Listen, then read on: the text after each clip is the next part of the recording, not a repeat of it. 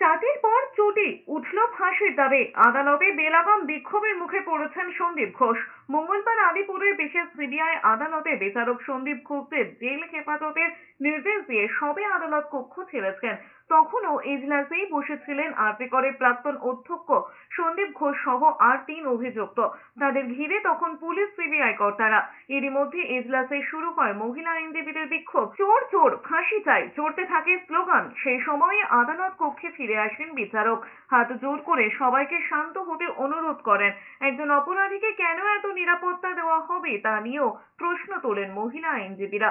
আদালত থেকে সন্দীপ ঘোষকে বের করতে হিমশিম খেতে হয় পুলিশ কেন্দ্রীয় বাহিনীকে। প্রিজন ভ্যানে উঠেও মেলেনি রেহাই। জুতো দিয়ে সন্দীপ ঘোষকে মারার চেষ্টা করেন এক ব্যক্তি।